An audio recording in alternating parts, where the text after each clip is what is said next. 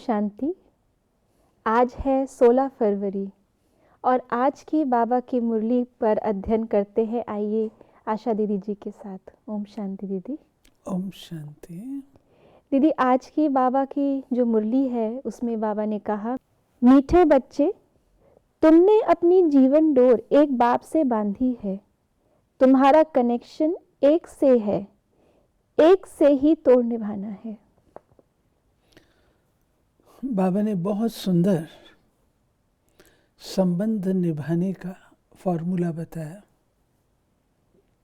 पहली बात कि जब तुमने बाबा को जान लिया, पहचान लिया, परख लिया, तो आपने अपने जीवन को शिव बाबा के सुपुर्द कर दिया।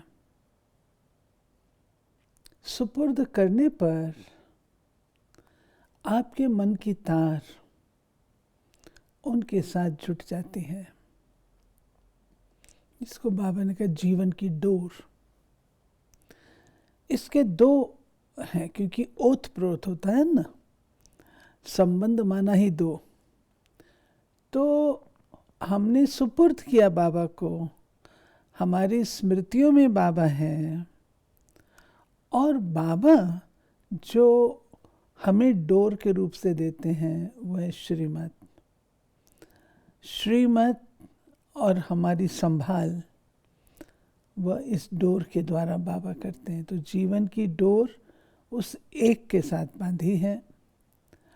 दूसरा, बाबा ने कहा कि तुम्हें कहीं बुद्धि भटकाने की ज़रूरत नहीं है। जब एक पर है, एकाग्र है, तो बुद्धि कहीं जाएगी नहीं। और तीसरी बात बाबा ने कही कि इसको तुमको तोड़ निभाना है। तोड़ निभाना अर्थात अंत तक निभाना है। तोड़ निभाने के दो अर्थ होते हैं। इधर से तोड़ करके, पुरानी दुनिया से तोड़ करके बाबा के साथ निभाना है। और तोड़ उसको भी कहते हैं लास्ट पॉइंट को, कि आपको उस लास्ट पॉइंट तक पहुंचना है। तोड़ अर्थात एंड तक पहुंचना है। तो बाबा दोनों ही प्रकार से हम बच्चों को कहते हैं कि तुमको अपना संबंध मुझ पिता के साथ पूर्ण रूप से निभाना है। जी दीदी, तो तोड़ का बहुत अच्छे से स्पष्ट हुआ हमें। ऐसे ही दीदी, बाबा ने आज प्रश्न में याद किया है कि संगम पर आत्मा अपनी डोर परमात्मा के साथ जोड़ती है। इसकी रस्म अज्ञान में भी किस रीत से चलती आ रही है। तो जो शादी के समय स्त्री का पल्लव पति के साथ बांधते हैं, बाबा ने उसकी यादगार हमें बताई है। और बाबा ने कहा, तुम जानते हो हमारी परवरिश आधा कल्प के लिए बाप द्वारा होगी। ये जो हम बाबा से अपने मन की तार जोड़ते हैं, अब ये संबंध की बात है कि एक बाबा को ही हम अपना सारा संसार बना लेते हैं। तो विवाह में भी जो कन्या होती है, जिसका बाबा ने कहा कि कन्या का भी जो पल्लू है वह पति के साथ जोड़ देते हैं। एक मत, एक प्रकार से तोड़ निभाना है, ये उनका वायदा होता है। तो पल्लू हमारा, जिसको बाबा ने कहा, हमने अपना पल्लू पुरानी दुनिया से छुड़ा लिया है और अपने पल्लू को हमने बाबा के साथ जोड़ लिया है। तो गीत में भी आता है, जीवन डोर तुम ही संभाल। जीवन डोर तुम ही संभाल। और दीदी, आज बाबा ने हमें मुरली में कहा कि तुम्हारी कमाई कितनी ज़बरदस्त है, तो इसलिए इसमें गफलत नहीं करनी चाहिए, और माया बहुत गफलत कराती है। अगर हमको ये याद रहे कि इसमें मेरी कमाई है, तो कमाई और धन की प्राप्ति एक ऐसी चीज़ होती है कि व्यक्ति उसके लिए सर्वस्व त्याग कर देने को तैयार होता है। इसमें मेरी कमाई है ना, अपना आराम भी त्याग करेगा, अपने शौक भी त्याग करेगा, सब चीज़ त्याग देता है। कमाई हो रही है। ऐसे अगर हम बच्चों के बुद्धि में ये बस जाए कि मेरी कमाई है, तो हम इस पढ़ाई को कितना अच्छी रीत से पढ़ेंगे, क्योंकि इस पढ़ाई के माध्यम से ही हमारी कमाई होती है। कमाई का और साधन क्या है? पढ़ाई। तो पढ़ाई में हमारी याद भी आ जाती है, मनन चिंतन भी आता है, शुद्धता भी आती है, धारणा भी आती है, सेवा भी आती है। तो हम उस पढ़ाई को बहुत दत्तचित्त होकर के पढ़ेंगे, क्योंकि इसमें एक जन्म की कमाई नहीं है। तो एक जन्म की कमाई होती तो बच्चा कितना पढ़ता है, लेकिन हमारी तो ये पढ़ाई सारे कल्प काम में आने वाली है। तो हमें ये भी सोचना चाहिए,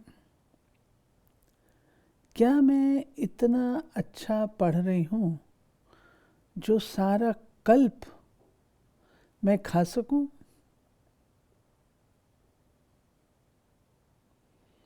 क्या कारण है?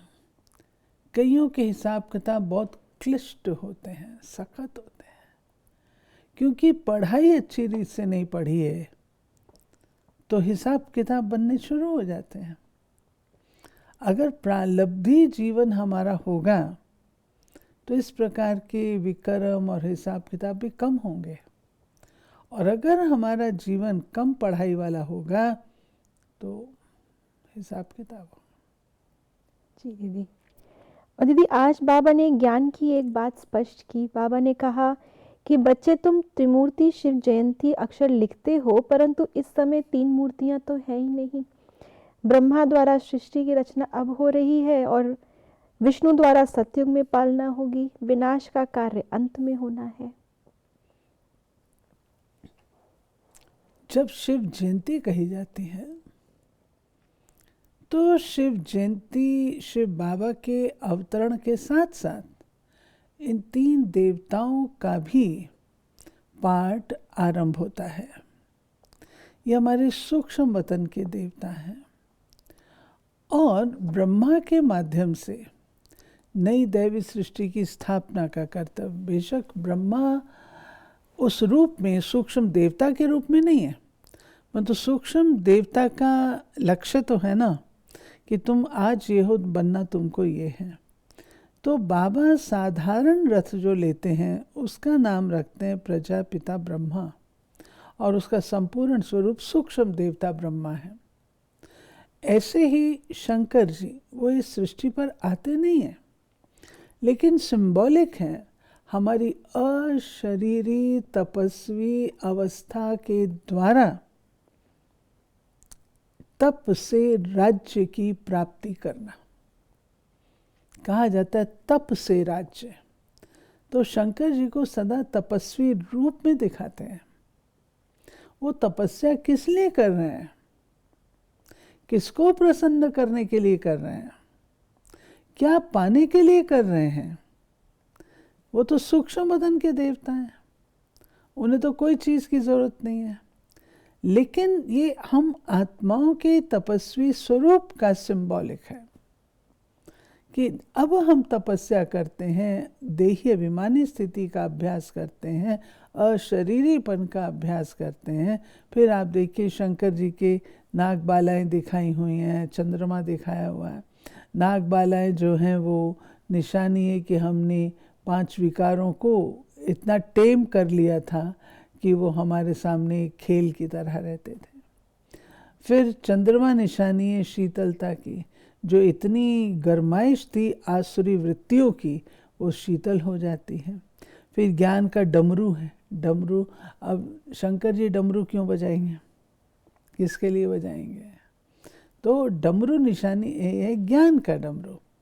ज्ञान का डमरू डम डम बोले, अगम निगम के भेद खोले। तो अगम और निगम ज्ञान बताता है आना कैसे होता है, जाना कैसे होता है। निगम जाना, अगम आना कैसे होता है, वो ज्ञान का डमरू भी यहाँ पर ही है। फिर आप देखिए त्रिशूल है, त्रिशूल जो कि 3 प्रकार से विनाश की निशानी है।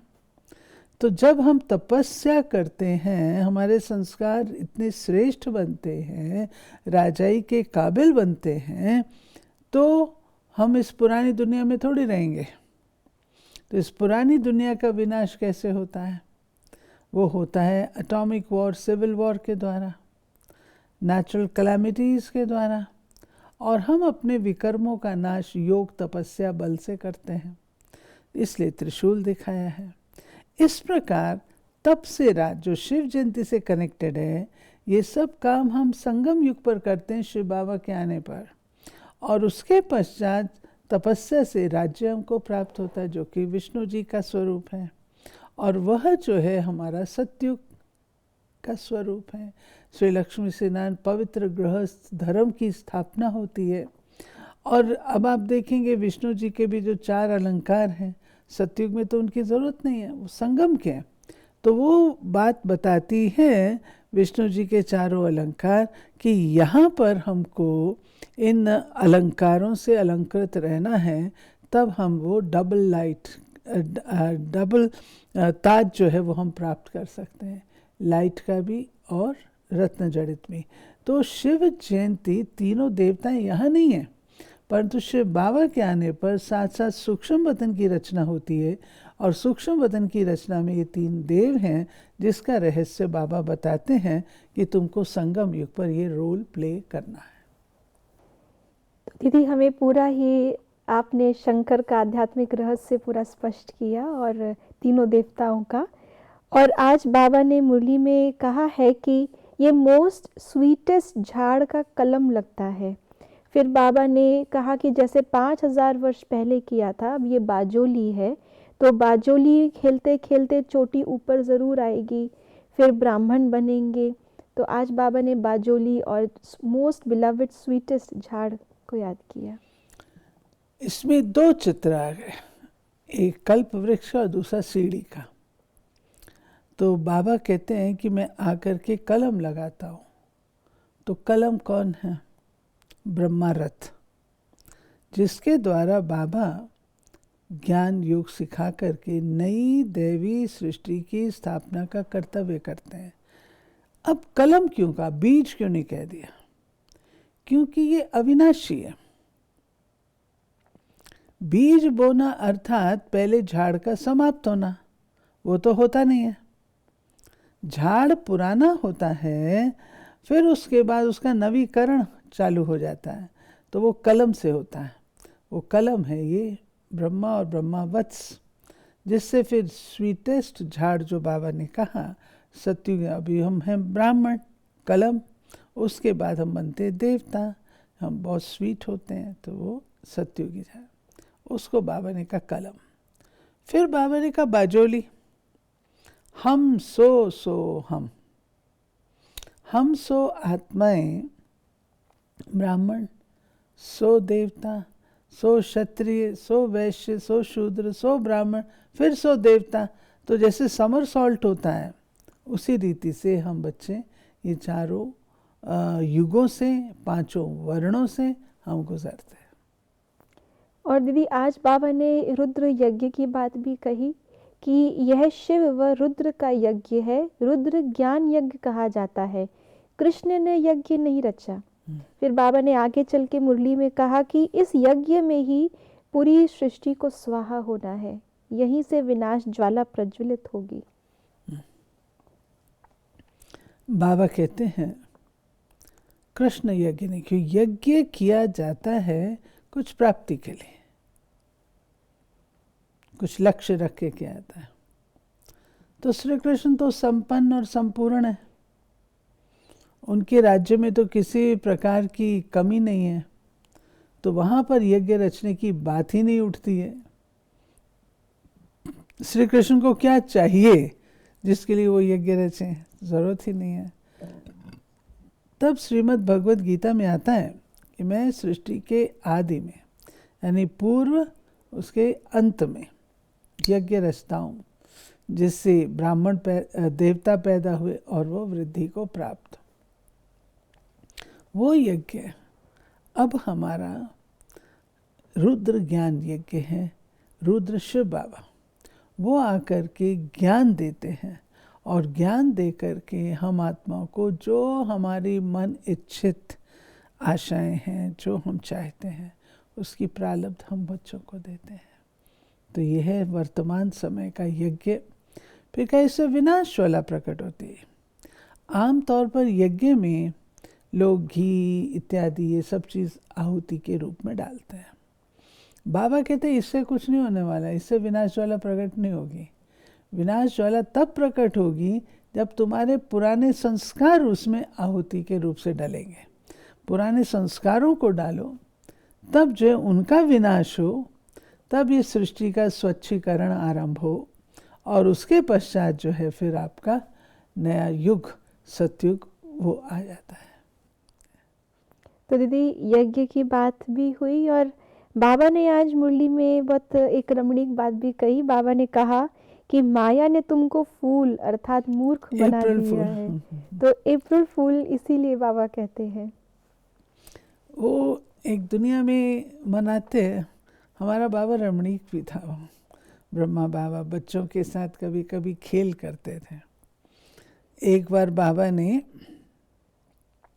बहुत सुंदर बर्फ़ी बनाई, और जो बर्फ़ी है वरक वगैरह लगा करके बच्चों वो सवेरे सवेरे बाबा क्लास में, और वो बर्फ़ी जब मुंह में डाले तो वो थी मैदे की, विदाउट शुगर। तो कच्ची कच्ची देखने में लगती थी बादाम की या काजू की बर्फ़ी है। फिर बाबा हंसता था, अप्रैल फूल। तो ऐसे क्योंकि पिता है, बच्चों के साथ खेल भी करता है। और ये बात बाबा कहते हैं कि माया ने तुमको फूल बना दिया। सच में हम बिल्कुल फूलिश हो गए थे ना, बिल्कुल फूलिश थे। अब बाबा ने आके हमको बुद्धिमान बनाया। तो दीदी आज की ज्ञान मुरली में बाबा ने हमें जो वरदान दिया है कि सर्व खजानों को विश्व कल्याण प्रति यूज करने वाले सिद्धि स्वरूप भव। और इसमें बाबा ने कहा कि सर्व खजानों की इकोनॉमी हमें कम खर्च वाला नशीन, उससे हम बन जाएंगे। और अभी समय रूपी खजाना, एनर्जी का खजाना, स्थूल खजाने में कम खर्च वाला नशीन बनना है। ठीक। और आज का स्लोगन है दीदी, एक की लगन में सदा मगन रहो तो निर्विघ्न बन जाएंगे। वो तो है, जितनी एकाग्रता होती, लगन होती, उतनी अग्नि प्रज्वलित होती है, उसी से हम निर्विघ्न होते हैं। तो थैंक यू दीदी, आज की मुरली से हमको बाबा ने प्रेरणा दी है, हमें शिक्षाएं दी है। हमें कम खर्च वाला नशीन, अपनी एनर्जी को न केवल इकोनॉमी से बचाना है, लेकिन बाबा के ज्ञान रत्नों से खेल करके कमाई भी जमा करनी है। ओम शांति।